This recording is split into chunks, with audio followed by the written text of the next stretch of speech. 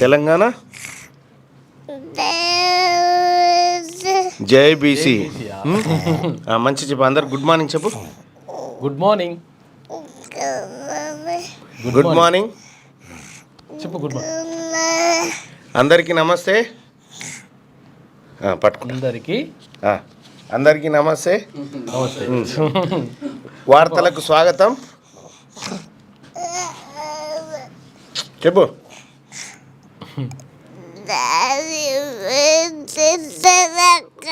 Daddy BC Telangana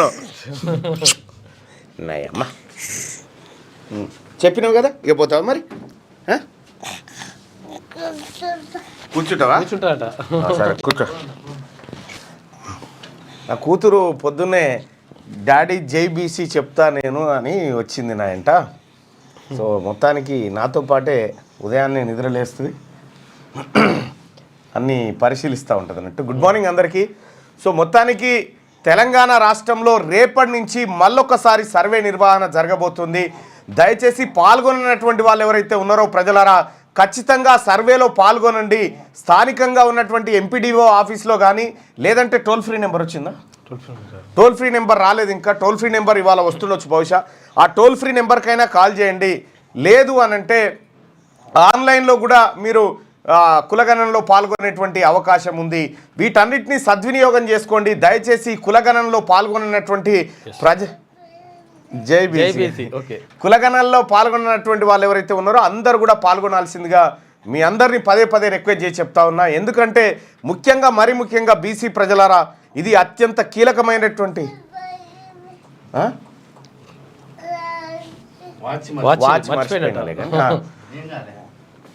అయితే ఈ కులగణన అనేది అత్యంత కీలకమైనటువంటి అంశం సోదరులారా. దీన్ని ఖచ్చితంగా మనమందరం సద్వినియోగం చేసుకోవాలి. ఇక అలాగే రాష్ట్ర ప్రభుత్వానికి కూడా చెప్తా ఉన్నా, ఇక శశబీషలు లేకపోతే ఇక పెద్ద పెద్ద డైలాగులు ఏం వద్దులే కానీ పొరపాటు జరిగిన మాట వాస్తవం. జరిగిందనేది స్పష్టంగా అర్థమైపోయింది, అందరికీ తెలుసు. ఛాలెంజులు ప్రతి ఛాలెంజులు ఇసురుకుంటే ఇక్కడ పబ్లిక్ ఆగమవుతారు. సో కాబట్టి ఏమైనా పొరపాటు జరిగితే ఖుద్దు ముఖ్యమంత్రి గారే నిన్న చెప్పిండు ఏమని, ఈ మిగతా జనాభాని కనుక లెక్కిస్తే బీసీల జనాభా, ఎస్సీల జనాభా, మైనార్టీల జనాభా పెరిగే అవకాశం ఉంది అనేటువంటి మాట చెప్పినారు. సరే ఎంత పెరుగుతుంది, ఏ మేరకు పెరుగుతుంది అనేది సో కులగణన అయిపోయిన తర్వాత చూసేటువంటి ప్రయత్నం చేద్దాం. ఆ నివేదిక బయటకు వచ్చిన తర్వాత ఇక్కడ మనం 2-3 విషయాలు కీలకంగా మాట్లాడుకోవాల్సినటువంటి అంశాలు ఉన్నాయి.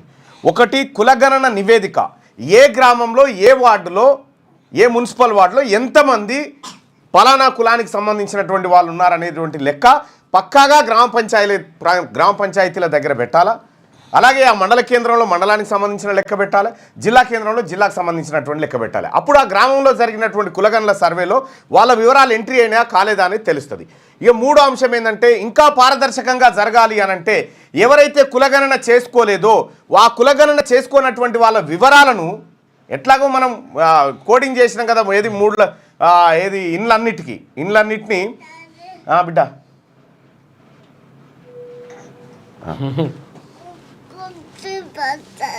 కూర్చి పడుతుందా? అయితే ఈ కులగణన ఎవరైతే చేసుకోలేదో, ఈ కులగణన చేసుకోనటువంటి వ్యక్తులు ఎవరైతే ఉన్నారో ఖచ్చితంగా వీళ్ళ జాబితాను ఆన్లైన్లో పెడితే అదో రకమైనటువంటి అంశం ముందుకు పోతుంది. ఇక అలాగే బీఆర్ఎస్ పార్టీ నాయకులు కులగణనను విస్మరించిన మాట సత్యం. అది ముఖ్యమంత్రి గారు చెప్పింది 100% సత్యం. కేసీఆర్ కులగణనలో పాల్గొనలేదు, కేటీ రామారావు పాల్గొనలేదు, హరీష్ రావు గారు పాల్గొన్నారో లేదో తెలియదు, పల్లా రాజేశ్వర రెడ్డి గారు పాల్గొనలేదు. వీళ్ళు ఎవరు కూడా కులగణనలో పాల్గొనలేదు. దయచేసి ప్రజలారా కులగణనలో పాల్గొనండి. నిన్న మళ్ళీ డ్రైవ్ నిర్వహించి మళ్ళీ చేపడితే మళ్ళీ కదే మా గల్లీకి రాలే, మా వాడకట్టుకు రాలే, మా సర్వేనే కాలేదని చెప్పి మెజారిటీ ప్రజలు చెప్తా ఉన్నారు. నాకు తెలిసి అది 3.1% కాదు, ఎక్కువ పర్సెంట్ మోతాదులో సర్వే జరగకుండా ఉన్నటువంటి పరిస్థితి చూస్తూ ఉన్నాం. అందుకోసమే ప్రజలందరూ కూడా ఈ సర్వేలో పాల్గొని ఈ సర్వేకి సంబంధించినటువంటి ఉండే కదన్నా,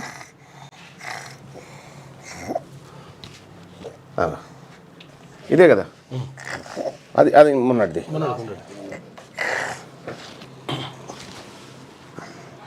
సర్వే జరగనటువంటి అంశాలు చాలా ఉన్నాయి. కాబట్టి ఇప్పటికైనా ఏమైనా పొరపాటు జరిగితే సరిదిద్దుకునే అవకాశం ఉంది. శశబిశలకు పోవడానికి ఇటు మేము సిద్ధంగా లేము, బీసీ వర్గాలం, ప్రభుత్వం కూడా సిద్ధంగా ఉండాల్సినటువంటి అవసరం లేదు.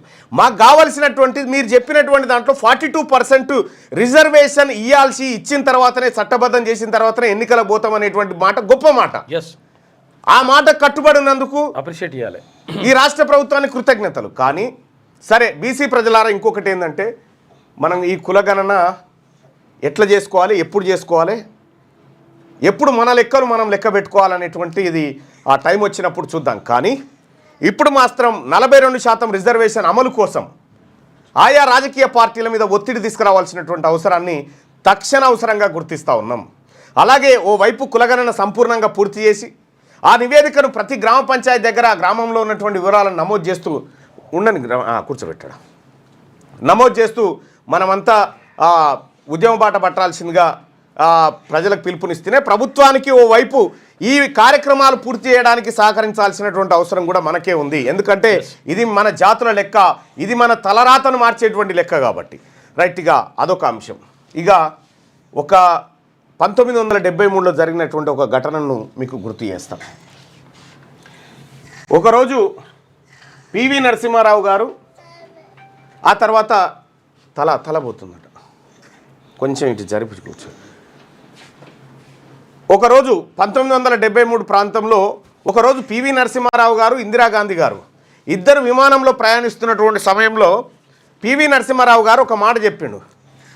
మేడం, మీ నాన్నగారు జవహర్లాల్ నెహ్రూ గారు ఏదైతే భూ సంస్కరణలు తీసుకురామని చెప్పి ఆలోచనతో ఉండేనో అది నేను ఇంప్లిమెంట్ చేస్తే ఏమైనా ఇబ్బంది అంటే నెవర్, మీరు ఖచ్చితంగా ఇంప్లిమెంట్ చేయండి, మాకు ఎలాంటి ఇబ్బంది లేదు అనేటువంటి మాట ఆమె చెప్పుడుతోటి పివి నరసింహారావు గారు అత్యంత కీలకమైనటువంటి విషయాన్ని 1974లో ఒక ఆర్డినెన్స్ తీసుకొచ్చిండు.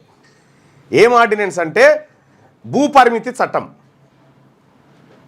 అప్పటికి తెలంగాణ రాష్ట్రంలో అగ్రవర్ణాల దగ్గర 1000 ఎకరాల భూమి ఒకరొకరి పేరు మీద, దేశ్ముఖ్ దొరల పేరు మీద,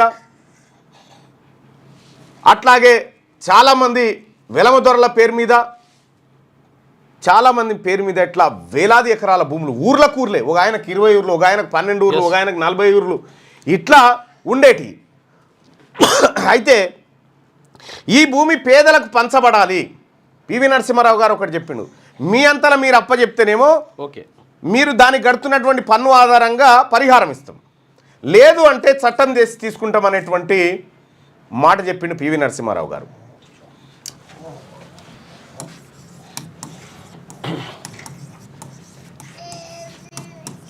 భూ పరిమితి చట్టం ఇది అత్యంత కీలకమైంది బీసీలారా. ఇప్పుడు ఎందుకు చెప్తా ఉన్న టాపిక్ అంటే 1973లో ఇందిరాగాంధీ ఆలోచన మేరకు, ఇందిరాగాంధీ నెహ్రూ ఆలోచన మేరకు పివి నరసింహారావు గారు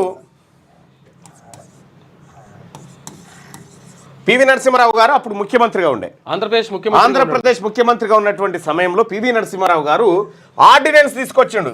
ఆ ఆర్డినెన్స్లో ఏం పెట్టిండు? ఈ ఆర్డినెన్స్ అంటే ఏంటంటే సభ సమావేశంలో లేనప్పుడు ప్రభుత్వం జారీ చేసేటువంటి, ఆ తర్వాత సభలో దీన్ని ఆమోదిస్తారు, సరే అది వేరే. ఆర్డినెన్స్ తీసుకొచ్చి ఈ తెలంగాణ రాష్ట్రంలో అంటే అప్పుడు ఉమ్మడి ఆంధ్రప్రదేశ్లో ఒక్కరికి, ఒక కుటుంబానికి 54 ఎకరాలకు మించి ఉండకూడదని చెప్పిండు. ఒక కుటుంబానికి అంటే మొత్తం 5గురు ఉండేటువంటి ఒక కుటుంబానికి 54 ఎకరాలకు మించి భూమి ఉండడానికి వీల్లేదని చెప్పిండు. ల్యాండ్ సీలింగ్ యాక్ట్ ఉంటుంది దీన్ని. అయితే దీంతో ఏమైంది, అగ్రవర్ణాల గుండెల్లో రాళ్ళు, ఎవరైతే అప్పుడైతే పెత్తందారులు భూస్వాములు ఉన్నారో వాళ్ళ గుండెల్లో రాళ్ళు పడ్డంత పని అయిపోయింది, పిడుగులు పడ్డంత పని అయిపోయింది. వామ్మో, ఇది ఎక్కడి కథ, ఇన్ని ఖుద్దు పివి నరసింహారావు గారికి 1200 ఎకరాలు ఉండే, 1200 ఎకరాలు పివి నరసింహారావు గారికి ఉండే, కరుణాలు కాబట్టి ఆయనకు మంచిగా ఉండే భూములు. అయితే ఈ భూ సంస్కరణ ఆర్డినెన్స్ తీసుకొచ్చి ఒక్కరికి 54 ఎకరాలు, దాంట్లో కూడా ABCDEFG దాకా K దాకా తీసుకొచ్చిండు. అంటే ఏ తరిపొలం అయితే ఎన్ని ఎకరాలు ఉండాలి, ఒక పంట పండేటిది ఎన్ని ఎకరాలు ఉండాలి, 2 పంటలు పండేటువంటి ఎన్ని ఎకరాలు ఉండాలి, మొత్తం శెలక అయితే ఎంత ఉండాలి, ఇట్లా మ్యాక్సిమం 54 ఎకరాలకు ఎక్కువగా ఉండడానికి వీల్లేదు ఒక కుటుంబానికి అనేది ఇందులో లెక్క. 5గురు ఉన్నటువంటి ఒక కుటుంబానికి. అయితే అప్పటికి మీ అందరికీ తెలుసు, నిజాం వెళ్ళిపోయిన తర్వాత తెలంగాణ రాష్ట్రంలో ఉన్నటువంటి హైదరాబాద్ సంస్థానంలో ఉన్నటువంటి భూములన్నీ రాష్ట్ర ప్రభుత్వం దగ్గరికి, అంటే రాష్ట్ర ప్రభుత్వం దగ్గరికి రావాలి, భారత ప్రభుత్వం దగ్గరికి రావాలి. లేదంటే ఎందుకంటే భారత్లో విలీనమైంది కదా, రావాలి. కానీ నిజాం కింద పనిచేసినటువంటి ఎవరు వీళ్ళు దొరలు, భూస్వాములు, పెత్తందారులు ఎవరైతే ఉన్నారో దేశముఖులు, అయితే వీళ్ళ పని ఏంటంటే భూములకు శిస్తోసులు చేసుడు వీళ్ళ పని. భూములకు శిస్తోసులు చేసుడు వీళ్ళ పని, భూముల లెక్కలు రాసుడు వీళ్ళ పని. ఎప్పుడైతే నిజాం లొంగిపోయిండో ఈ భూములన్నీ వాళ్ళ పేరు మీద రాసుకోరు. వాళ్ళ పేరు మీద రాసుకుంటూ వాళ్ళకి 1200 ఎకరాలు, 15,000 ఎకరాలు, 1000 ఎకరాలు, 5,000 ఎకరాలు ఇట్లా అయిపోయింది. వాస్తవానికి వీళ్ళది కాదు భూమి, అది భారత ప్రభుత్వంలో విలీనం కావాల్సినటువంటి భూమి. అయితే దీన్ని గుర్తించినటువంటి పివి నరసింహారావు గారు ఈ ల్యాండ్ సీలింగ్ యాక్ట్ తీసుకొచ్చిండు. ల్యాండ్ సీలింగ్ యాక్ట్ తీసుకొచ్చి దీన్ని ఏం చేసినంటే ఆర్డినెన్స్ తీసుకొచ్చిన తర్వాత పేదవాళ్లకు భూములు పంచాలనేటువంటి ఉద్దేశంతో ఈయన ఆర్డినెన్స్ తీసుకురాగానే పివి నరసింహారావు గారు రాష్ట్ర పర్యటన చేస్తే పేదోళ్ళంతా పూలు జల్లిరు, ఇట్లా పూలు జల్లి దేవుడు వచ్చిన ఆయన పేదోనికి భూములు పంచుతా ఉన్నాడరా, ఇందిరాగాంధీకి మొక్కిరు, అప్పుడంతా నెహ్రూకి మొక్కిరు, సోనియా గాంధీ ఫ్యామిలీకి మొక్కిరు అప్పట్లో. అయితే విషయం ఏంటంటే మనం ఇక్కడ గమనించాల్సింది, ఈయన ఆర్డినెన్స్ తీసుకొచ్చింది కదా, ఆర్డినెన్స్ను చట్టం చేయాలి, అసెంబ్లీలో ఆమోదించాలి. ఈ చట్టాన్ని అసెంబ్లీలో ఆమోదించాలంటే ఏం జరిగిందంటే అసెంబ్లీ స్పీకరు పిడతల రంగారెడ్డి అని ఉండే. అప్పుడు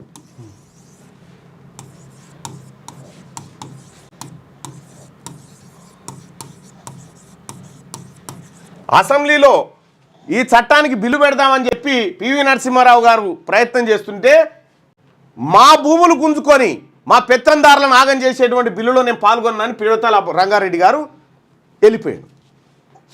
స్పీకర్ వెళ్ళిపోతే పివి నరసింహారావు గారు అదే పట్టుదలతోటి డిప్యూటీ స్పీకర్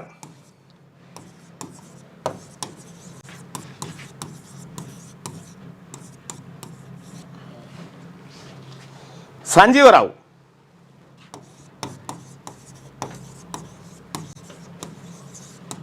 ముదిరాజు, ఈయన డిప్యూటీ స్పీకర్ సంజయరావు అనుకుంటా, సంజయరావే, ఈయన ముదిరాజు బిడ్డ, ఈయన నా కుర్చీలో కూర్చునబెట్టి ఆ చట్టాన్ని పాస్ చేయించిండు. ఈ చట్టం పాస్ అయ్యేటప్పుడు ఆ సభలో ఉన్నటువంటి అగ్రవర్ణాలు, భూస్వాములు, పెత్తందారులు గిలగిల కొట్టుకొని మొత్తం ఆగమాగం చేసినారు. ఆగమాగం చేసి మా భూములు గుంజుకుంటారా, ఓవైపు ఏమో అసెంబ్లీలో అగ్రవర్ణాల మొత్తం వాళ్ళే కదా ఇక అసెంబ్లీ నిండా వాళ్ళంతా లొల్లి పెడతా ఉంటే ఇందిరాగాంధీ గారి ఆలోచనని ఇంప్లిమెంట్ చేయడం కోసం అగ్రవర్ణమైనప్పటికీ పివి నరసింహారావు గారు ఇక్కడ ల్యాండ్ సీలింగ్ యాక్ట్ తీసుకొచ్చి 29 లక్షల ఎకరాల భూములను పేదోళ్ళకు పంచారు.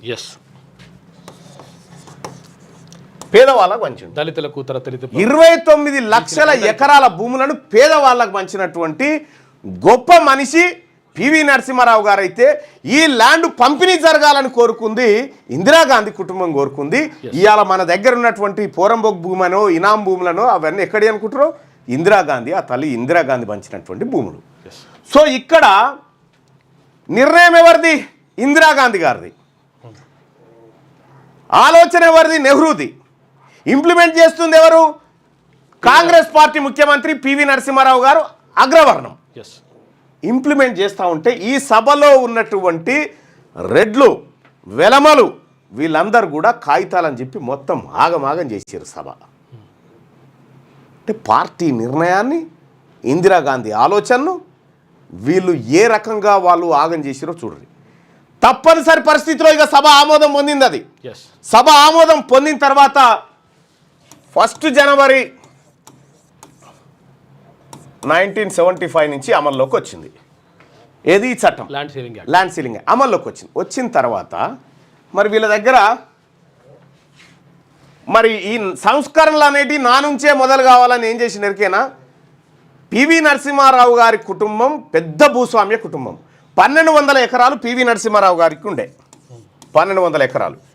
ఈ 1200 ఎకరాల భూముల్లో 54 ఎకరాలను ఉంచుకొని మిగతా భూమి అంతా పేదోళ్ళకు పనిచేసిండు. మిగతా భూమి అంతా పేదోళ్ళకి పివి నరసింహారావు గారు పనిచేసాడు. అయితే ఇక్కడ దొరలు ఏది అగ్రవర్ణ పెత్తందారుల దగ్గర ఉన్నాయి కదా, ఎవరు కానీ పేరేంది దేశ్ముఖ్, విష్ణు రామచంద్రారెడ్డి, అవును, వీళ్ళ దగ్గర 2-3 వేల ఎకరాలు ఉండే ఒక్కళ్ళ దగ్గర. విష్ణు రామచంద్రారెడ్డి అంటే పెద్ద దొంగ, వేస్ట్ ఫిల్ వాడు, ఎకరాలు చరిత్రలో ఇన్ని ఎకరాలు ఉండే. వీళ్ళు ఏం చేసిరు, మా భూమి ఎట్లరా మరి 54 ఉండాలంటారు, మిగతా భూమి ఎట్లా అంటే కుక్క పేరు మీద కొంత, కుక్క పేరు మీద, నక్క పేరు మీద, ఇట్లా ఏ పనుల పేరు మీద వాళ్ళకి తెలవకుంటే ఇవ్వాలి పేరు మీద పడితే వాళ్ళ పేరు మీద భూములు చేసి అట్లా పెట్టిరు. అది ఇంత భూములు పంచుడుతో ఏమైంది, ఈ భూములు మాయాన్ని దున్నుకొని బతుకుతురు పేదోళ్ళు. బతుకుతున్నటువంటి సందర్భంలో అరే ఆ భూమి నీది కాదరా, మాదే, ఎంత ఇస్తావో ఇచ్చేయి అని చెప్పి పైసలు వసూలు చేసిరు. పట్టణాలలో పడి పట్టణాలలో రియల్ ఎస్టేట్ దంద పెట్టిరు, అది వేరే, కానీ పట్ట చేయలే. ఆ తర్వాత కేసీఆర్ వచ్చిన తర్వాత మళ్ళీ యథాతథం మీకు ఎరికే కదా వాళ్ళ పేరు మీద. సో ఈ రకంగా ఈ దేశంలో నిజాం వదిలిపెట్టినటువంటి హైదరాబాద్ సంస్థానం భూములను ఎక్కడిది, ఈ పేద ప్రజలది, అది పేద ప్రజల చెమట, దాన్ని భారత్లో కలపకుండా నడిమధ్యలో కొట్టుకపోయినటువంటి ఈ పెత్తందారులు భూస్వాములు ఎవరైతే ఉన్నారో వాళ్ళు ఆ భూములను ఇవ్వడానికి అసెంబ్లీలో గింత పిడతల రంగారెడ్డి అనేటువంటి వ్యక్తి స్పీకర్గా ఉండి నేను సభకే రానని వెళ్ళిపోతే డిప్యూటీ స్పీకర్ అదే ముదిరాజు బిడ్డ సంజీవరావు ఆ సభను నడిపించి 29 లక్షల ఎకరాల భూములు ఈ తెలంగాణ ప్రాంతంలో పేదవాళ్ళకు పంచింది. వాళ్ళు భూములు వదులుకోవడానికే గింత ఇబ్బందిగా ఉన్నారు. భూములు వదులుకోవడానికే అంటే ఇందిరాగాంధీ గారి ఆలోచన, ఇవాళ రాహుల్ గాంధీ గారి ఆలోచన కూడా సేమ్. భూములు వాళ్ళ నానమ్మ ఇచ్చింది, అధికారాన్ని రాహుల్ గాంధీ ఇవ్వబోతా ఉన్నారు ఈ వర్గాలకి. దాన్ని ఇంప్లిమెంట్ చేసేటువంటి కార్యక్రమంలో రేవంత్ రెడ్డి గారు ఉంటే దాని కింద నీరు గార్చేటువంటి శక్తులు కింద ఇగో ఈ రకమైన కార్యక్రమం చేస్తున్నాయి. సేమ్ అయాలు ఏం జరిగిందో ఇవాళ గదే జరుగుతూ ఉంది. పివి నరసింహారావు గురించి వాళ్ళ చరిత్రలో చెప్పుకుంటున్నామంటే ఆయన చేసినటువంటి మంచి పని. రేపు రేవంత్ రెడ్డి గారి గురించి కూడా అట్లనే చెప్తారు, మంచి చేస్తే ఖచ్చితంగా చెప్పుకుంటారు, 100% చెప్తారు. నేను ఒకటి చెప్తా ఉన్నా, ఇక్కడ పారదర్శకమైనటువంటి సర్వే జరిగిందని ముఖ్యమంత్రి గారు చెప్తా ఉన్నారు. ముఖ్యమంత్రి గారు నాకు మీతో ఛాలెంజ్ చేయడం ఇష్టం లేదు, కానీ నేను నిరూపించడానికి సిద్ధంగా ఉన్నా. నేను మా బీసీ ప్రజల పక్షాన నిరూపించడానికి సిద్ధంగా ఉన్నా. మీకు ఎవరైనా తప్పుడు రిపోర్ట్లు ఇచ్చినంటే మళ్ళా సరి చేసుకోండి, తప్పేం కాదు. అబద్ధాన్ని గట్టిగా చెప్పినంత మాత్రాన నిజమవుతుందని పొరపాటును కూడా భావించకండి. కాలనీలే ఉన్నాయి, మొత్తం కాలనీలు, అపార్ట్మెంట్ మొత్తం అట్లనే ఉన్నాయి, కాలనీలే. సరే, ఏం చెప్తానంటే కాలేదు, అక్రమంగా వాళ్ళ పేరున రాసుకున్న భూములను అసలైన పేదవాళ్ళకి ఇవ్వడానికే ఒప్పుకోనటువంటి శరీరాలు అధికారాన్ని ట్రాన్స్ఫర్ చేసేటువంటి విషయంలో ఎంత ఆందోళన జరుగుతుందో మీరు ఒక్కసారి ఆలోచన చేయండి. ఆ ఆందోళనకు బీసీలు సంసిద్ధం కావాలని చెప్తా ఉన్నాం. ముఖ్యమంత్రి గారు చెప్పిండు కదా, నేనే చివరి రెడ్డి సీఎం అనే ఒక ఆయన చెప్తా ఉన్నాడు, అయినా పర్వాలేదనే మాట చెప్తా ఉన్నాడు. ఎస్, వాళ్ళందరికీ తెలుసు భవిష్యత్తులో తెలంగాణ రాష్ట్రం ఇది బీసీల చేతుల్లోకి పోయేటువంటి రాష్ట్రమే, ఇది రాహుల్ గాంధీ గారి ఆలోచన, ఇది కాంగ్రెస్ పార్టీ విధానం అన్న విషయం వాళ్ళకి తెలుసు. కాబట్టే వాళ్ళు మెంటల్గా వాళ్ళందరూ ఫిక్స్ అయ్యారు. బీసీలారా, రాబోయే రాజ్యం మనదన్న విషయాన్ని మీరు గుండెల మీద రాసుకోరి బస్. రైట్గా మార్నింగ్ న్యూస్లోకి వెళ్దాం. మార్నింగ్ న్యూస్లో ముందుగా వెలుగు దినపత్రికలో ఉన్నటువంటి వార్తలను చూద్దాం. రైట్గా తెలంగాణ కాంగ్రెస్ ఇన్ఛార్జిగా మీనాక్షి నటరాజన్, పలు రాష్ట్రాల కొత్త ఇన్ఛార్జీలను ప్రకటించిన పార్టీ హైకమాండ్. మధ్యప్రదేశ్కు చెందిన మీనాక్షికి రాష్ట్రంతో ప్రత్యేక అనుబంధం. 2022లో భూదాన్ పోచంపల్లిలో పర్యటన. కాంగ్రెస్ తెలంగాణ కొత్త ఇన్ఛార్జిగా సీనియర్ నేత మీనాక్షి నటరాజన్ పార్టీ హైకమాండ్ నియమించింది. ప్రస్తుత ఇన్ఛార్జ్ దీపాదాస్ మున్షి స్థానంలో మీనాక్షి బాధ్యతలు చేపట్టనున్నారు. ఏఐసీసీ ప్రెసిడెంట్ మల్లికార్జున ఖర్గే శుక్రవారం రాత్రి 9 రాష్ట్రాల కొత్త ఇన్ఛార్జీలను నియమించారు. ఈ మేరకు party general secretary KC Venugopal ఒక ప్రకటన రిలీజ్ చేశారు. జార్ఖండ్ రాష్ట్ర ఇన్ఛార్జిగా కె రాజుకు బాధ్యతలు అప్పగించింది. త్వరలో ఎన్నికలు జరగనున్న బీహార్ రాష్ట్ర ఇన్ఛార్జిగా పార్టీ సీనియర్ నేత కృష్ణ ఆలవార్ను నియమించారు. హిమాచల్ ప్రదేశ్, చండీగఢ్ బాధ్యతలు రజనీ పాటిల్కు అప్పగించారంటూ మీనాక్షి నటరాజన్ ఎంత సాధారణమైన వ్యక్తి అంటే చాలా సాధారణమైనటువంటి వ్యక్తి.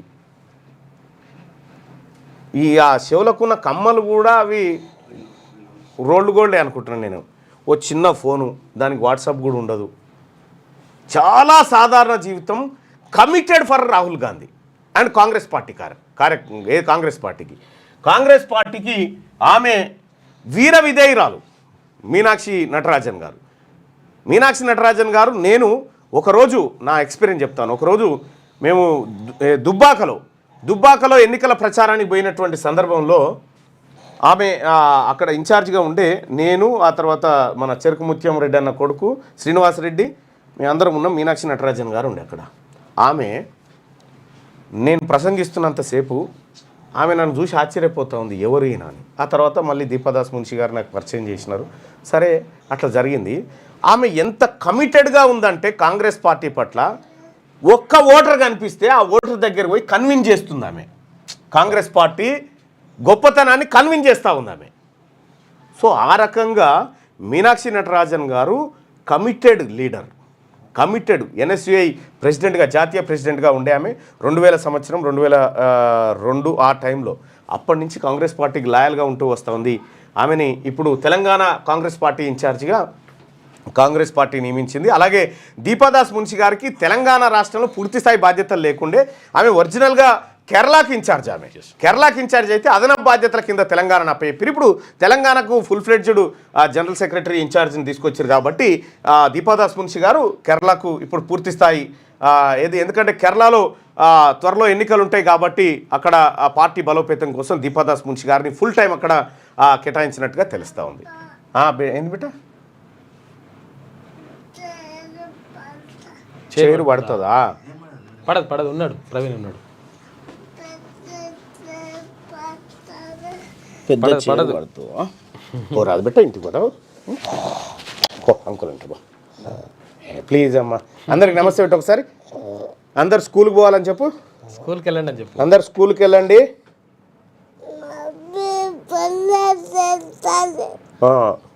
ఓకే, బాయ్ బిడ్డ. Right, bye Chitti. అంకుల్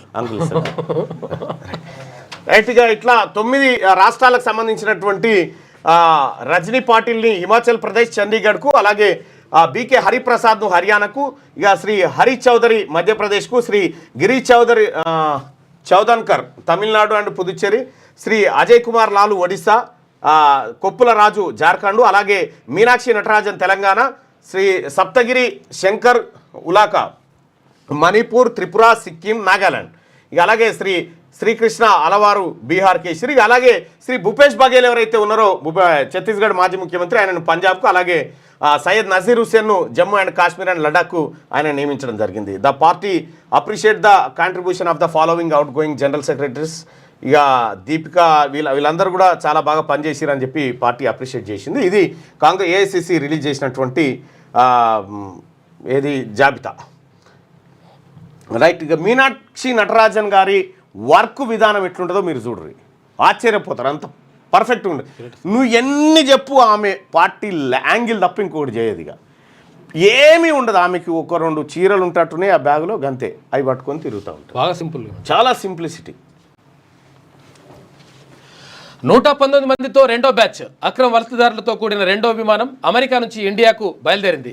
ఈ విమానంలో 119 మంది ఉన్నట్లు సమాచారం. శనివారం రాత్రి 10 గంటల కల్లా ఈ స్పెషల్ ప్లేన్ పంజాబ్లోని అమృత్సర్ ఎయిర్పోర్ట్లో ల్యాండ్ కానుంది. ఎక్కువ అమృత్సర్లోనే దించుతా ఉన్నారు, ఎందుకంటే అది పంజాబ్ ఎక్కువ పోయినట. పంజాబ్, గుజరాత్, హర్యానా వీళ్ళే ఎక్కువ అక్రమంగా పోయినరు అమెరికాకు. వీళ్ళు పడవలలో పోయినట. చాలా మందిని మళ్ళీ వాపస్ తీసుకొస్తా ఉన్నారు అక్కడి నుంచి. అయితే అక్రమంగా పోతే వాళ్ళ వీసా లేకపోతే వాళ్ళు ఒప్పుకోరు. వీసా ఉన్నా కూడా అది తాత్కాలికమైన వీసాలు ఉంటే అక్కడ ఉండిపోతారు. మోదీ బీసీ కాదు, legally converted BC. CM Revanth Reddy, కేంద్రానికి దమ్ముంటే దేశమంతా కులగణన చేపట్టాలి. బీసీలను ముంచేందుకు బీజేపీ బీఆర్ఎస్ కుట్రలు, అందుకే ఇక్కడి కులగణనపై బురద జల్లుతున్నారు. కొందరు అంటున్నట్టు ఆఖరి రెడ్డి సీఎం నేనే అయినా పర్వాలేదు, ఏ త్యాగానికైనా సిద్ధమనే పకడ్బందీగా కులగణన సర్వే చేసినాం. సర్వేలో పాల్గొనని కేసీఆర్ ఫ్యామిలీని సామాజికంగా బహిష్కరణ చేయాలి. కేసీఆర్ నన్ను కొట్టుడు కాదు, బయటకు వచ్చి నిటారుగా నిలబడు. అంత కొట్టాలనుకుంటే నీ కొడుకుని, నీ అల్లుని బండకేసి కొట్టు. లిక్కర్ దందాతో కేజ్రీవాల్ను ఓడించిన నీ బిడ్డను 2 కొట్టు. రాష్ట్ర రాష్ట్రానికి నిధులు అని మోదీపై యుద్ధం చేద్దామని పార్టీకి పిలుపు. ఇప్పటికైనా కేసీఆర్ కేటీఆర్ వివరాలు ఇవ్వాలని చెప్పి డిప్యూటీ సీఎం భట్టి విక్రమార్క. రాష్ట్రంలో చివరి రెడ్డి సీఎం రేవంత్ రెడ్డి అని కొందరు నన్ను అంటున్నారు. నేను చివరి సీఎంను అయినా పర్వాలేదు, మా నాయకుడు రాహుల్ గాంధీ ఇచ్చిన మాటను నిలబెట్టేందుకు మేము సిద్ధం. అందుకే కులగణన చేశాం. ఇది మా నిబద్ధత. బీసీలను ఎస్సీలను ఎందుకు తక్కువగా చూపిస్తాం? ఎక్కువ చూపించాలనుకుంటే మా కులాన్ని చూపించేవాడిని కదా. మా జాతిని 5% మాత్రమే ఎందుకు చూపిస్తాం? 20% పెంచుకోలేమా అని చెప్పి. రెడ్లు 5% లేరు సార్ తెలంగాణ రాష్ట్రంలో. వాళ్ళు ఎందుకున్నారు 5%? 5%మే చూపిస్తా. అక్కడనే వచ్చింది అసలు లెక్క. పంచాయతీ లేరు, అంతమంది లేనే లేరు. విషయం ఏంటంటే అసలైనటువంటి నేను సిద్ధం, ఎక్కడ చర్చకైనా నేను సిద్ధం. నా నెంబర్, నా ఆఫీస్ అయితే మీ అందరికీ తెలుసు. ఎవరన్నా ఈ కులగణన ఒక్కటే చెప్తున్నా సింపుల్గా, బయోమెట్రిక్ ఆధారంగా మనం 3,95,00,000 ఆధార్ కార్డులు సప్లై చేసినాం.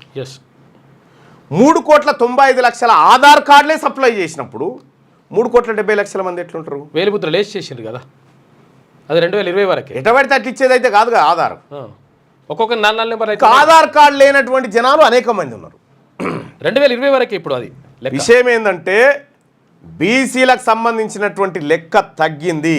అయినప్పటికీ కాంగ్రెస్ పార్టీ ఇచ్చినటువంటి 42% రిజర్వేషన్ ఏదైతే ఉందో ఆ మాట కట్టుబడుతూ మీరు ముందుకెళ్తున్నారు. కాబట్టి బీసీ సమాజం అంతా ఇలా అంతో ఇంతో ఆశగా చూస్తూ ఉంది. ఇది సత్యం. రైట్. ఇక రాష్ట్రంలో చివరి రెడ్డి సీఎం రేవంత్ రెడ్డి అని కొందరు నన్ను అంటున్నారు. Yes sir, 100%. ఎందుకు చెప్తా ఉన్నామంటే ఇలా బీసీల్లో వచ్చినటువంటి చైతన్యం, వాస్తవానికి ఇలా తెలంగాణ రాష్ట్రంలో బీసీలు ఏకం కావడానికి ఇటీవలి కాలంలో మంత్రివర్గంలో కానీ పదవుల్లో కానీ అక్కడిక్కడ ఒకే సామాజిక వర్గం నుంచి పదవులు భర్తీ చేయడంతో ఆ ఇంపాక్టు అమ్మ ఇదెక్కడ కథరా అనేటువంటి ఆలోచన ఈ ప్రజల్లో మొదలైంది. సో తద్వారానే జరిగింది ఇదంతా.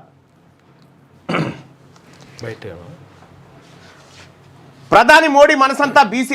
ఇక్కడ విషయం ఏంటంటే ప్రధానమంత్రి మోడీ బీసీ కాదు, legally converted BC. Yes, exactly అదే జరిగింది. వాస్తవం అది. ముఖ్యమంత్రి చెప్పింది కూడా వాస్తవమే. ఆయన లీగల్లీ కన్వర్టెడ్ బీసీ. 2001 వరకు మోదీ కులం గుజరాత్లో ఉన్నత వర్గాల్లో ఉండేది. ఆ రాష్ట్రానికి ముఖ్యమంత్రి అయినాక చట్టం చేసి తన కులాన్ని బీసీలో కలుపుకున్నాడని చెప్పి చెప్తా ఉన్నారు. నేను ఒక మాట చెప్తా ఉన్నా సింపుల్గా. ముఖ్యమంత్రి గారు, ఒక రాష్ట్రానికి మరో రాష్ట్రానికి చాలా వేరియేషన్ ఉంది. ఈ రాష్ట్రానికి తెలంగాణకు ఏపీకి వేరియేషన్ ఉంటుంది, ఏపీకి ఒడిశాకు, ఒడిశా నుంచి కర్ణాటక, కర్ణాటక తమిళనాడు, ఇట్లా వేరియేషన్స్ ఉంటాయి. మనం తెలుసుకోవాల్సినటువంటి విషయం ఏంటంటే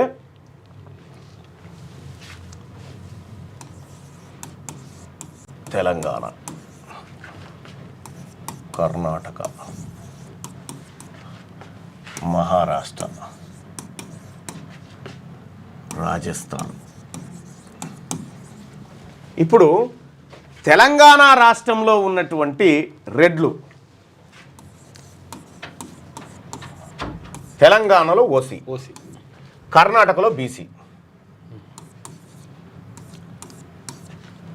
ఇక్కడ అక్కడ వదిలేరు. ఈయనే తెలంగాణలో ఉన్నటువంటి రెడ్లు కర్ణాటకలో బీసీలు. ఇంకో విషయం ఏంటంటే లంబాడా సామాజిక వర్గం. ఇలా సేవాలాల్ జయంతి, సేవాలాల్ మహారాజ్కి ఆయన చాలా గొప్ప వ్యక్తి. ఆయన ఆ జాతి గురించి చేసినటువంటి అలుపెరగని పోరాటం ఇలా జాతులను తలెత్తుకునే విధంగా చేస్తుంది.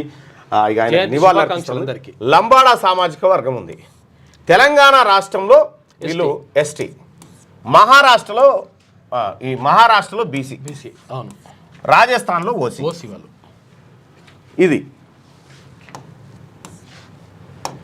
ఇది ఇక్కడ మున్నూరు కాపు సామాజిక వర్గం ఉంది.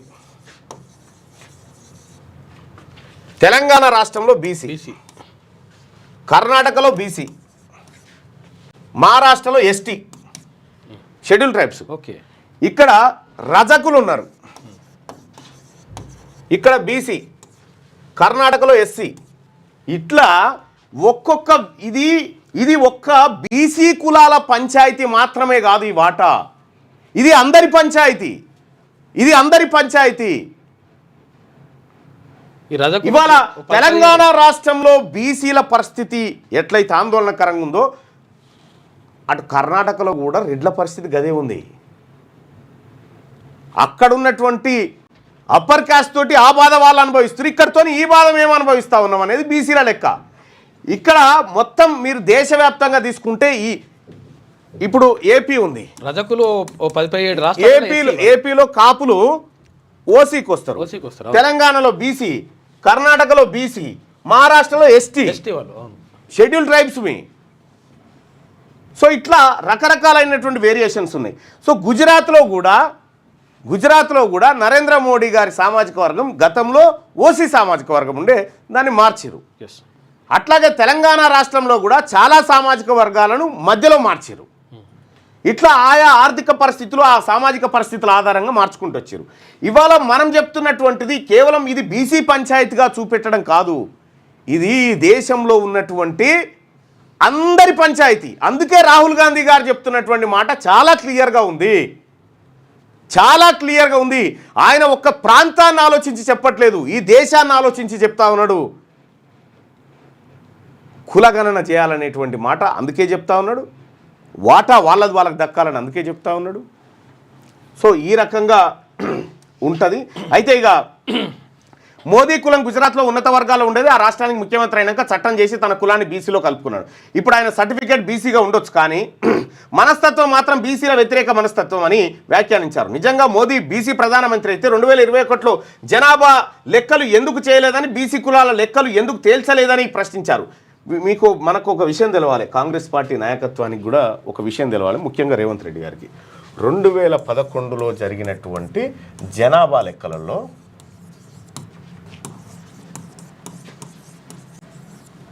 కులాన్ని కూడా సేకరించారు, కులాన్ని కూడా తీసిరు, కానీ బయట పెట్టలే. మనం చేసినటువంటి కొన్ని మిస్టేక్స్, ఇతరులు చేసినటువంటి కొన్ని మిస్టేక్స్, కేసీఆర్ చేసిన కొన్ని మిస్టేక్స్, అన్ని మిస్టేక్స్ కలిసే ఇవాళ ఈ బాధ ఏది తిలా పాపం తలా పిడికెడ్ అన్నట్టుగా అందరిది జరిగింది. దీన్ని సరిదిద్దడం కోసమే రాహుల్ గాంధీ గారు కులగణన అనేటువంటి మాట చెప్తా ఉన్నారు దేశవ్యాప్తంగా. ఆ దేశవ్యాప్తంగా చేసినటువంటి కులగణన కులగణనను అటు కర్ణాటక చేసింది, కర్ణాటక చేసింది, బీహార్ చేసింది, ఆ తర్వాత తెలంగాణ చేసింది. ఇక్కడ మనం గుర్తుపెట్టుకోవాల్సింది, కర్ణాటక చేసింది, ఆ రిపోర్ట్ ఇంకా బయటికి రాలే. రిపోర్ట్ బయటికి రాలే. ఇక్కడ మన కాంగ్రెస్ పార్టీ అధికారంలో ఉంది. బీహార్లో నితీష్ కుమార్ గవర్నమెంట్ చేసి 62% బీసీలు ఉన్నట్టుగా తేల్చేసి 63% బీసీలు ఉన్నట్టు తేల్చేసింది. ఇక్కడ తెలంగాణ రాష్ట్రంలో 46% అని బీసీలు అని చెప్పి మనం చెప్తా ఉన్నాం. ఏది హిందూ బీసీలు, 10% ఏమో ముస్లిం బీసీలు అని చెప్పి 56% అని చెప్తా ఉన్నాం. ఇక్కడ నిజంగా మనం పారదర్శకంగా మనం పక్కడబందీగా చేసినామని చెప్పుకోవాలంటే ఏమీ లేదు. మనం చేసిన సర్వే గ్రామ పంచాయతీ కాడ పెట్టరు, అంతే. ఆ ఊళ్ళో ఏం చేసినా వాడ పెట్టరు, సింపుల్. ఎక్కువేమొద్దిగా దాని మీద సెషన్ లేవు, బిషలు లేవు.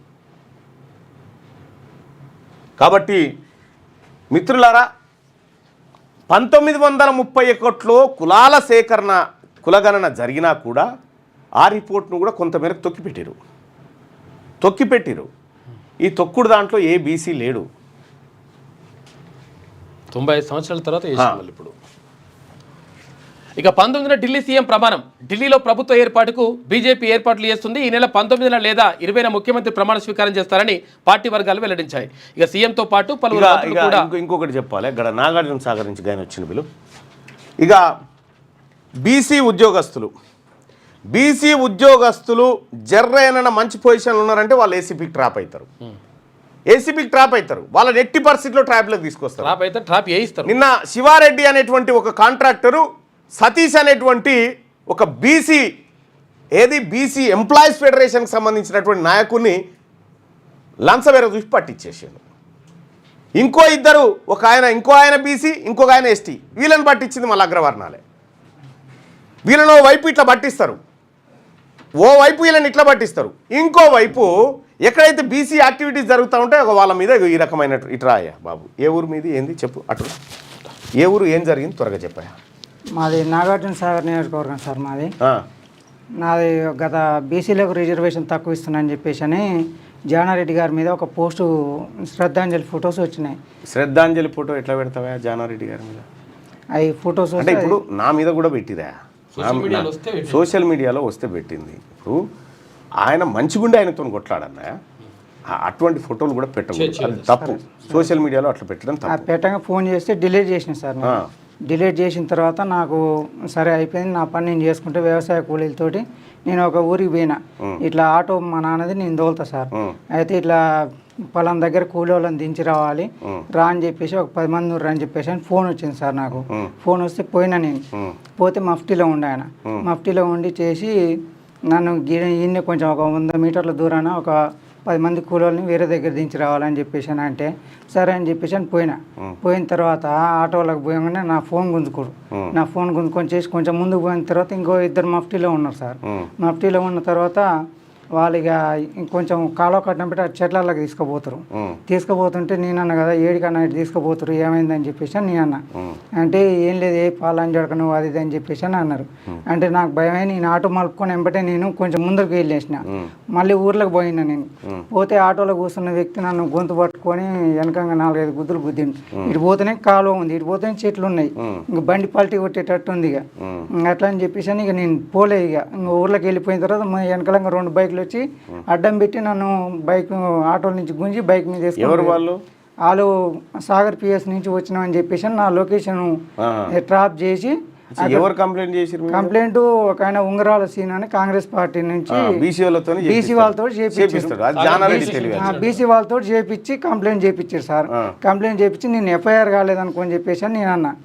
అనుకో నేను పోయిన తర్వాత అడిగి పోయిన తర్వాత ఇక సారు ఏమన్నాడు, ఫోన్ గుంజుకొని ఏం రావాలి అంజాక గుద్దవలసిందా నీకు, జానారెడ్డి సార్ మీద ఇట్లా పెడతావా చేస్తావా అది అని చెప్పేసి వాళ్ళ కొడుకులు బాధపడతారు. అంటే మరి కొడుకు ఇక ఇది ఒకటి గమ్మతే. మల్లన్న గారి మీద కూడా నా మీద కూడా నా శివయాత్రలు నేను నాడు చూపిస్తుగా శివయాత్రలు ఇవన్నీ నేను లైట్ తీసుకుంటా, చాలా నేను లైట్ తీసుకుంటా. జానారెడ్డి గారు ఇలా ఓట్లు కావాలి కానీ వీళ్ళ అభిప్రాయం వద్దు.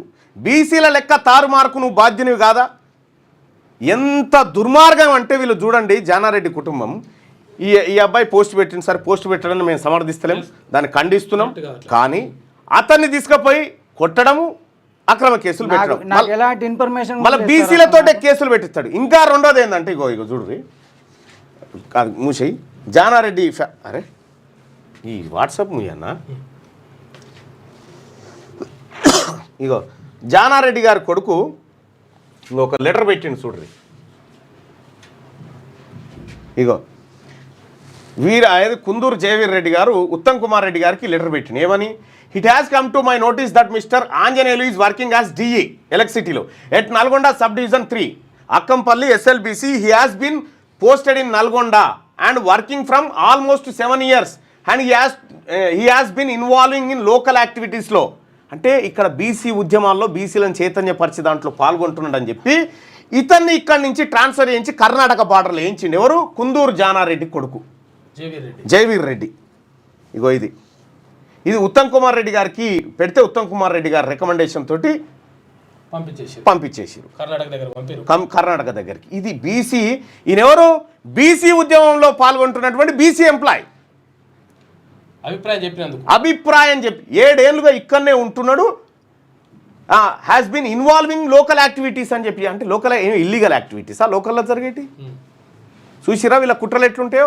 ఇక్కడ నిన్ననేమో ఈ గచ్చిబౌలి ఏరియాలో ఒక బీసీ ఎంప్లాయీస్ ఫెడరేషన్కి సంబంధించినటువంటి నాయకుని శివారెడ్డి అనేటువంటి కాంట్రాక్టరు డబ్బులు ఎరగేసి ఆయన ఏసీబీకి పట్టించిండు. ఇక్కడ ఉన్నటువంటి బీసీ ఆలోచన ఉన్నటువంటి బిడ్డనే పోలీస్ కేసు ద్వారా ఎక్కించిండు. ఇక్కడ ఉన్నటువంటి బీసీలో ఉన్నటువంటి బీసీ ఉద్యోగస్తుని కర్ణాటక బార్డర్కి. ఇగో ఇది వీళ్ళ కుట్ర. బైండ్ ఓవర్ చేసి మళ్ళీ ₹1,00,000 ఎంఆర్ఓకి రాపిచ్చారు సార్. ఇగో ఇది మొల్ల విగ్రహం విషయంలో మీరు వచ్చిపోయిన తర్వాత బైండ్ ఓవర్ చేసి పోలీసు ₹1,00,000 ఎంఆర్ఓ కాడ రాపిచ్చారు సార్. ఆడి స్టేషన్ పోయి 2 రోజులు అన్నం పెట్టలేదు, చేయలేను. మొల్ల విగ్రహం పెట్టి మొల్ల విగ్రహాన్ని జేసీబీతో గులగొట్టిండు. బీసీ కవయిత్రిది నా బొమ్మ ఉంటుందా ఇడ అని చెప్పి ట్రాక్టర్ పెట్టి జేసీ బెట్లు ఇప్పించిండు జానారెడ్డి ఆడ సాగర్లో. బీసీ ప్రజలారా, వెంటనే ఇవాళ సాగర్ పెద్దావుర నియోజకవర్గంలో దశాబ్దాలుగా తిష్టేసినటువంటి జానారెడ్డి ఫ్యామిలీ ఆడ ఉండొచ్చు, కానీ 7 ఏళ్ళుగా పనిచేస్తున్నటువంటి ఒక ఉద్యోగి ఆయన ఆడగుళ్ళేడు మళ్ళీ పోస్టింగ్ నల్గొండలో, ఆయన మాత్రం అక్కడ ఉండొద్దట బీసీలా. సాగర్ నియోజకవర్గంలో ఉన్నటువంటి బీసీ ప్రజలారా, ఇగో ఇది వాళ్ళ కుట్ర. మీరు రాసి పెట్టుకోర్రి, నైట్ మీరు రాసి పెట్టుకోర్రి. మీరు చేస్తున్న దుర్మార్గం, మీరు చేస్తున్నటువంటి జానారెడ్డి గారు ఆగయా బాబు సార్, అది తీసుకో, మైక్ తీసుకో. జానారెడ్డి గారు కొడుకులు బాధపడుతుంటే అధికారులు బీసీలంతా ట్రాన్స్ఫర్గా ఉన్నట్ట, బీసీల మీద కేసులుగా ఉన్నట్ట, బీసీల మీద మళ్ళీ ఇలా బీసీలతోనే ఒక పని చేసి జానారెడ్డి గారు ఇలా కొంతమంది బీసీలను తయారు చేసి మా జానారెడ్డి గారు వీరుడు సూర్యుడు ఆయన అట్లా అంటారా అని ఒక ప్రెస్ మీట్ పెట్టి ఎట్లనే చేసి ఇవ్వాలి. నీతో అయ్యే పనులు గవ్వే కదా, అవి పెట్టించి ఇవ్వాల. బీసీల ద్రోహిగా నిన్ను ప్రకటిస్తున్నాం జానారెడ్డి గారు, బీసీల ద్రోహిగా. బీసీల రాజ్యం వచ్చినప్పుడు మీరు ఉంటారు, మీ ఇద్దరు పిల్లకాయలు కూడా ఉంటారు. జరుగుతుంది, చూసినప్పుడు అప్పుడు చూద్దాంలే. అప్పుడు బీసీల మనసులు గాయపడతాయి కదా, అప్పుడు చూద్దాం. రైట్ సోదరా, okay okay bye sir, right. 19న ఢిల్లీ సీఎం ప్రమాణం, ఢిల్లీలో ప్రభుత్వ ఏర్పాటుకు ఒక పోల్ పెట్టుకుందాం ప్రజలారా. జానారెడ్డిని బీసీల ద్రోహిగా ప్రకటించడం కరెక్టేనా?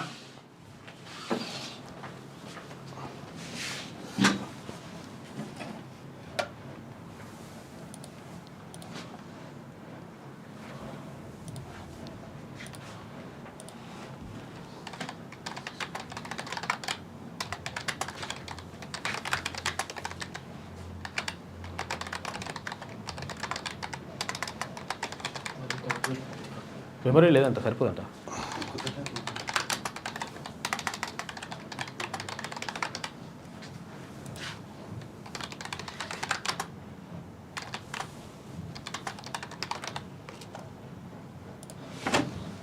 రైట్, ఏమే క్యావా భాయ్,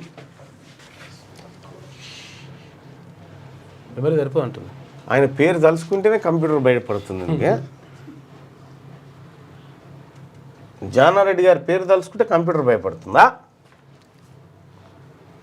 ఏం చేసినావు ఇప్పుడు దీన్ని? ఏం చేయాలి, ఇంకో కొత్త టైప్ ఓపెన్ చేయమంటే ఓపెన్ చేస్తే అది వస్తలే పోతుంది. అది ఎందుకన్నాను, దేంట్లో పడితే. రైట్, తెలంగాణ రాష్ట్రంలో ఇదే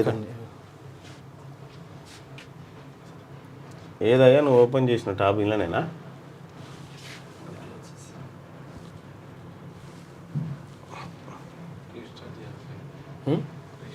రీస్టార్ట్ చేయాలా? అట్లా చేస్తాడు మా సుదర్శన్ భాయ్. ఫుల్ అయింది. ఏం ఫుల్ అయింది? మెమొరీయా? రైట్, ఒకసారి ఆ పోల్లో పాల్గొనండి ప్రజలారా.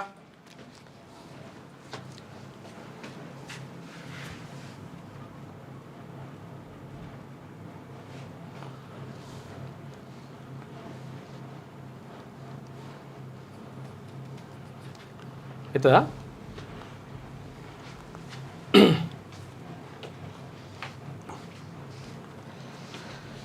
రైట్, బీసీల ద్రోహిగా జానారెడ్డిని ప్రకటిస్తే మీరు సమర్థిస్తారా? జానారెడ్డి బీసీల ద్రోహి అనుకునే వాళ్ళు పైన, జానారెడ్డి చాలా మంచోడు అనుకునే వాళ్ళు కింద మీ ఒపీనియన్ని షేర్ చేయండి సోదరులారా. అక్కడ పోలింగ్లో పాల్గొని ఆ వివరాలన్నీ నమోదు చేయండి. బీసీల ద్రోహిగా జానారెడ్డిని ప్రకటిస్తే మీరు సమర్థిస్తారా అనేటువంటి ప్రశ్నకు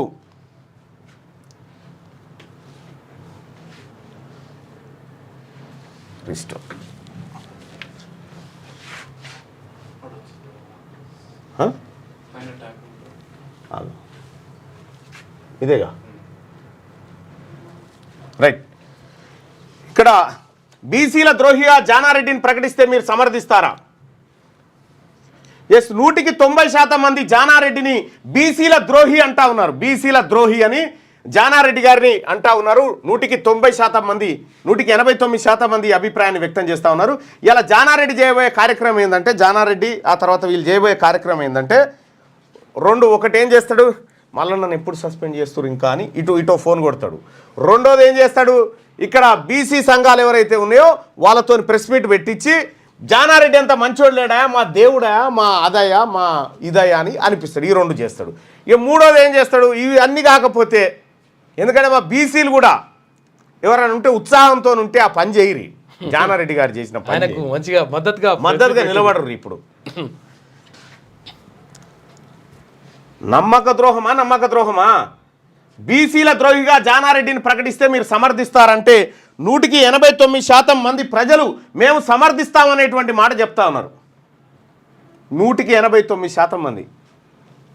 ఇది జానారెడ్డి గారు, మీతో యుద్ధం ఆరంభమైంది, బరాబర్ యుద్ధం ఆరంభమైంది. మీ ద్రోహం, మీ శరీరాల నిండి ఉన్నటువంటి అడుగడుగున అగ్రవర్ణ ధోరణి ఏదైతే ఉందో దాని మీద ఖచ్చితంగా పోరాటం చేస్తాం. ఆర్టిజన్ల పంచాయతీ ఖచ్చితంగా బాయ్ సాబ్ అన్నీ జరుగుతాయి. ఎవరో ఏటో బాయ్ ఒకటి ఓపెన్ చేస్తే అది వస్తుండొచ్చు. అది వచ్చి ఒకటి ఇదేనా?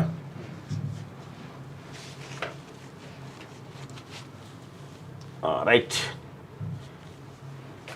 ఇది వెలుగు దినపత్రికలో ఉన్నటువంటి మిగతా వార్తలు చూస్తే, టారిఫ్లపై తగ్గం, భారత్ తగ్గిస్తేనే మేము తగ్గిస్తాం తేల్చి చెప్పిన అమెరికా అధ్యక్షుడు ట్రంప్.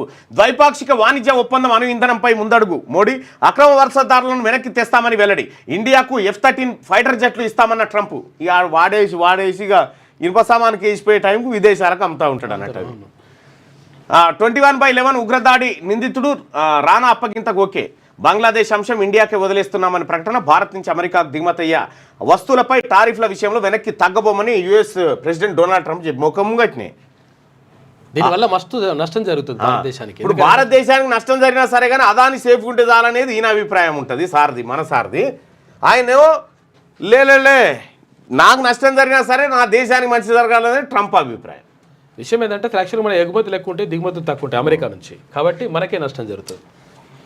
ఇక 19న ఢిల్లీ సీఎం ప్రమాణం. ఢిల్లీలో ప్రభుత్వ ఏర్పాటుకు బీజేపీ ఏర్పాట్లు చేస్తున్నది. అయితే ఈ నెల 19న లేదా 20న ముఖ్యమంత్రి ప్రమాణ స్వీకారం చేస్తారని పార్టీ వర్గాలు వెల్లడించాయి. ఇక సీఎంతో పాటు పలువురు మంత్రులు కూడా ప్రమాణ స్వీకారం చేస్తారని చెప్పాయి. సీఎం రేసులో పర్వేష్ వర్మకు ముందున్నారంట. WPL షురు, విమెన్స్ ప్రీమియర్ లీగ్ ఆరంభం అదిరింది. తొలి పోర్లోనే పోర్లు, సిక్సర్ల మూతతో స్టేడియం హోరెత్తింది. ఫస్ట్ మ్యాచ్లో 6 వికెట్ల తేడాతో గుజరాత్ జైంట్స్పై రాయల్ ఛాలెంజర్స్ విజయం సాధించింది. ఇక 8 సెషన్లో 25 లక్షల కోట్లు ఉఫ్ఫు. ట్రంప్ టారిఫ్ వార్తో మార్కెట్ కుదేలు. 12% మేర పడ్డ మిడిల్ స్మాల్ క్యాప్లు. కొనసాగుతున్న FIIల అమ్మకాలు. యుఎస్ ప్రెసిడెంట్గా ట్రంప్ ప్రమాణం చేసినప్పటి నుంచి ఇన్వెస్టర్లకు చుక్కలు కనిపిస్తున్నాయి. గ్లోబల్గా టారిఫ్ వార్కు తెరదీయడంతో ఇండెక్స్లు కుదేలవుతున్నాయి.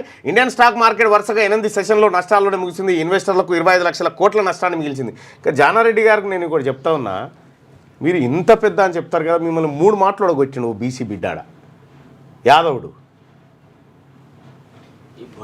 రాజకీయ నాయకుల నియోజకవర్గాలు ఎవరు డెవలప్మెంట్ చేయలే. కేవలం మాట వాళ్ళు బతికిరు అంతే. చేపలకు మేతగా చచ్చిన కోళ్లు. ప్రజల ప్రాణాలతో వ్యాపారుల చెలగాటం. పాల్వంచ చెరువుల్లో ఫంగస్ చేపలకు ఆహారంగా వినియోగం అట. ఇప్పటి వరకు చికెన్ వ్యర్థాలకే పరిమితమైన పెంపకందారులు ఇప్పుడు కుళ్ళిపోయిన కోళ్లు వేస్తుండడంతో ఆందోళన. ఆ చేపలు తింటే రోగాలు తప్పవని హెచ్చరిస్తున్న డాక్టర్లట. చేపల చెరువుల వ్యాపారులు, చేపల పెంపకందారులు ప్రజల ప్రాణాలతో చెలగాటమాడుతున్నారు. అసలు ఏ దినాలను ఏది తినొద్దు ఏం అర్థమవుతలేదు. చేపలకు కోళ్ళ వ్యర్థాలు వేస్తా ఉన్నారు. నల్గొండలో కూడా ఇక ఏం చూపించకన్నా తినేటోళ్ళు కూడా ఆయన తినరు. అట్లేం లేదు, మామూలుగా చూస్తూ వీడియో ఉంటుంది.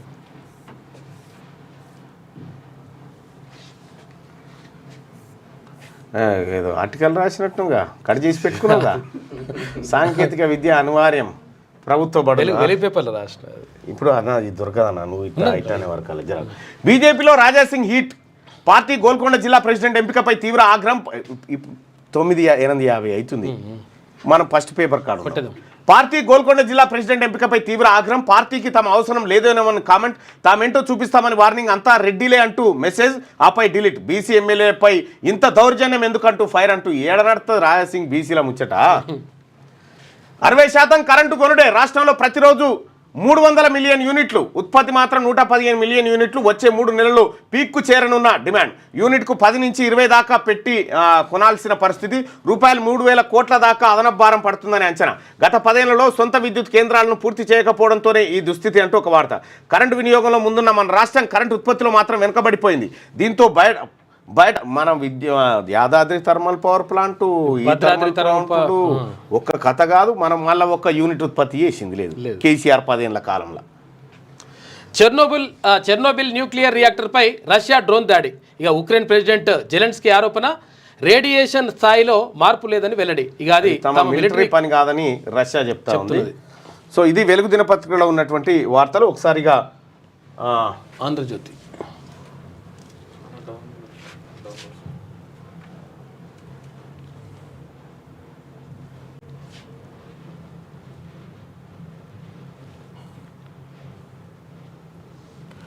అటు పోవాల్సిందనేగా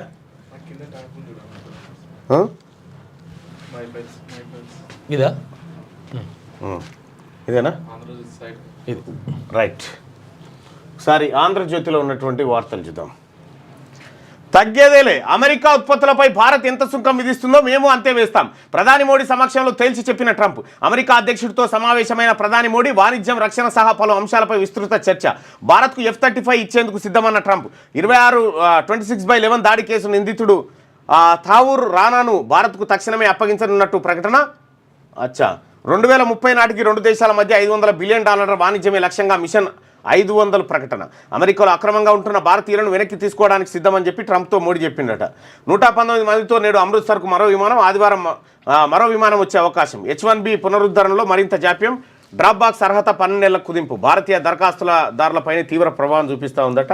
ఇప్పుడు మోడీ గారి అమెరికా పర్యటనకు పోయి ఒక అదానీ కేసుకు పెట్టిన చట్టాలను కొట్టేసుడు తప్ప ఆడ ఉన్నటువంటి భారతీయులకు మేము ఈయన్నే ఉంచమని చెప్పొచ్చింది లేదు. లేకపోతే టారిఫ్ల విషయంలో ట్రంప్ను ఏమన్నా ఒప్పించి మనకు ఆదాయం పెంచిన మార్గం లేదు. చాలా నష్టం జరుగుతుంది.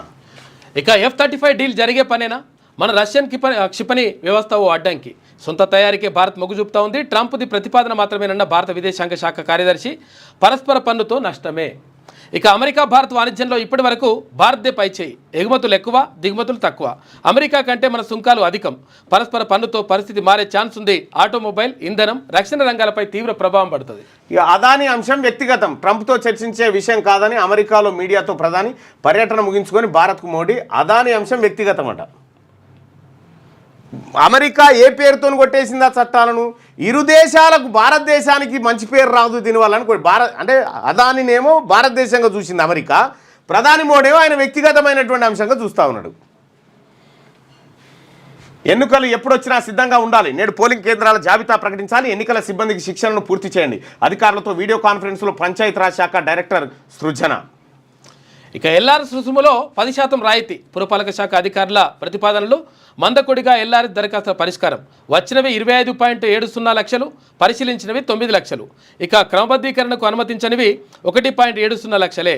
అనుమతించినవి అయితే గత ఆగస్టులో ప్రభుత్వ ప్రకటన, ప్రజల అనాసక్తి. అంటే ఎల్ఆర్ఎస్ రుసుములో 10% రాయితీ ఇస్తామన్న ప్రజలు చెప్పి. ఇక సర్వేలో పాల్గొనకుంటే కేసీఆర్ కుటుంబానికి శిక్ష, సామాజిక బహిష్కరణే. పాల్గొంటే తమ లెక్క తేలుతుందనే భయం. దామాషాలో వారికి దక్కేది వార్డు మెంబరే. నేనే చివరి రెడ్డి సీఎం అయినా పర్వాలేదు, త్యాగానికి సిద్ధపడే లెక్కలు తేల్చిన నాయకుడి మాట పాటించే ఈ స్థాయికి వచ్చా. ఈ లెక్కల్ని తప్పుపడితే నష్టపోయేది బీసీలే. ప్రధాని నరేంద్ర మోడీ కన్వర్టెడ్ బీసీ, ఓసీగా పుట్టి కులాన్ని బీసీలో చేర్చుకున్నాడు. వర్గీకరణ అమలుకు చట్టం. సీఎం రేవంత్ రెడ్డి పేదల కోసం పనిచేస్తేనే పదవులు, ఢిల్లీ పైరవీలతో రావు. యూత్ కాంగ్రెస్తో సీఎం. ఇక తెలంగాణ కాంగ్రెస్ వ్యవహారాల ఇన్ఛార్జిగా మీనాక్షి నటరాజన్, జార్ఖండ్ ఇన్ఛార్జిగా కొప్పురాజు. దేశంలోని పలు రాష్ట్రాలకు ఇన్ఛార్జిలను నియమించిన కాంగ్రెస్ అధిష్టానం. ఇక T20ల రాజకీయాలు. ఇష్టం లేకున్నా ఆడుతున్న నేతల మాటలు పిల్లలు వినకూడదని తల్లిదండ్రులు ఛానల్ మార్చేస్తున్నారు. నిలవాలి, గెలవాలి, లేదంటే ఓడినట్లే. దేవేందర్ గౌడ్ విజయ తెలంగాణ పుస్తకావిష్కరణలో ముఖ్యమంత్రి రేవంత్ రెడ్డి. ఇక హెచ్ సిటీలో 2400 కోట్ల రూపాయల ప్రాజెక్టులు. పురపాలక శాఖ గ్రీన్ సిగ్నల్ ఇచ్చింది. నెలాఖరులోపు టెండర్లకు రంగం సిద్ధం. సీఎం సమీక్షించిన మర్నాడే నిర్ణయం. ఇక ట్రాఫిక్ సమస్యకు చెక్ పెట్టేందుకు 10 ప్రాంతాల్లో 13.56 కిలోమీటర్లు వంతెనలు. ఇక 6 చోట్ల 6.58 కిలోమీటర్ల రహదారుల విస్తరణ. ఇక కేబీఆర్ పార్కు చుట్టూ వంతెనల మోక్షం. ఒకే పిల్లర్పై ఫ్లైఓవర్, మెట్రో కారిడార్. విప్రో చౌరస్తాలో డబుల్ డెక్కర్ నిర్మాణం, కింద వాహనాలు, పైన మెట్రో రైలు. HCTలో అధికారుల ప్రతిపాదన. నగరంలో అందుబాటులోకి వచ్చే తొలి డబుల్ వంతెన ఇదే రాబోతా ఉంది. కేబీఆర్ పార్కు చుట్టూ ఈ 2400 కోట్ల రూపాయల ప్రాజెక్ట్ రాబోతా ఉంది. ఇక లంచం కిక్కుతో ఏసీబీకి చిక్కారు. వెంచర్ మేనేజర్ నుంచి 2 లక్షలు తీసుకున్న డీఈఓ, పంచాయతీ కార్యదర్శి. ట్రాన్స్ఫార్మర్ల కోసం ఏడీఈ 50,000, భూ సర్వే కోసం సర్వేయర్ 12,000 లంచం తీసుకుంటే నిన్న ఏసీబీలు దొరికారట. ఏసీబీలు పట్టుకున్నారట. ఇక అక్కంపల్లి రిజర్వాయర్లో చచ్చిన కోళ్లు, బర్డ్ ఫ్లూతో మృతి చెందిన కోళ్లుగా అనుమానం. కాలువలో పడేసిన కోళ్ల ఫామ్ నిర్వాహకుడిపై కేసు, అరెస్టు, విచారణకు ఆదేశించిన కలెక్టర్. 3 అంచెల్లో శుద్ధితో నీటి సరఫరా. ప్రజలు ఆందోళన చెంది. ఈ అక్కంపల్లి నుంచే హైదరాబాద్కు నీళ్ళు వస్తాయి. అందులో ఇక ఏకన్నా నువ్వు జర ఒకటి చెప్తా. ప్రజలు భయపడేది కాదు, ప్రజలు భయపడే విజువల్ కానీ, ప్రజలు టీవీ చిన్నపిల్లల అత్యాచారాల విషయం కానీ, లేకపోతే బర్నింగ్ కానీ ఇటువంటి వేయకూడదు.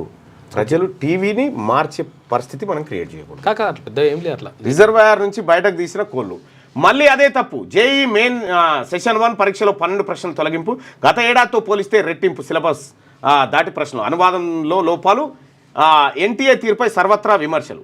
డిఎస్సి 2008 అభ్యర్థుల ఇక తాత్కాలిక ఎస్జిటీలు 1382 మంది భర్తీకి జిల్లా కలెక్టర్లకు ఆదేశాలు జారీ చేసినట్టు. మొత్తానికి 2008 అభ్యర్థులకు ఊరట లభించింది. వాళ్ళని రాష్ట్ర ప్రభుత్వం కాంట్రాక్ట్ టీచర్గా తీసుకుంది. కాంట్రాక్ట్ టీచర్గా తీసుకోవడం అంటే ఇక తాత్కాలిక అంటే కాంట్రాక్ట్ బేస్లో తీసుకున్నప్పటికి కూడా వాళ్ళు రెగ్యులర్ అయ్యేటువంటి అవకాశాలు చాలా వరకు ఉంటాయి. సో ఇది ఆంధ్రజ్యోతిలో ఉన్నటువంటి ప్రధానమైనటువంటి వార్తలు. ఒకసారిగా పోల్ను ఒకసారి చూద్దాం. బీసీల ద్రోహిగా జానారెడ్డిని ప్రకటిస్తే మీరు సమర్థిస్తారంటే జానారెడ్డి బీసీల ద్రోహి అని 86% మంది తమ అభిప్రాయాన్ని వ్యక్తం చేసిరు. అన్న తెలంగాణ శ్రీనిధిని ఉద్యోగులను వాడి బానిస సంఖ్యలు తెంపి అక్కడ ఓ ముసలాయన రెడ్డి ఆయన పేరు ఏదో ఉంది విద్యాసాగర్ రెడ్డి వచ్చి తిష్టేసి కూర్చున్నాడు. శాత కూడా కాదు ఆయనకు, మొత్తం ఈ బీసీలు కట్టిన పైసలు అందరికీ ఆయన పెద్ద ఆయన చాలా అంటే చాలా మొత్తం ఇదే దోపిడీ జరుగుతూ ఉంది. ఇది మొత్తం ప్రక్షాళన జరగాల్సినటువంటి అవసరం ఉంది. సో మొత్తానికి బీసీల ద్రోహిగా జానారెడ్డిని ప్రకటిస్తే మీరు సమర్థిస్తారంటే సమర్థిస్తామని చెప్పి జానారెడ్డి బీసీల ద్రోహి అని చెప్పి 86% మంది అభిప్రాయపడ్డారు.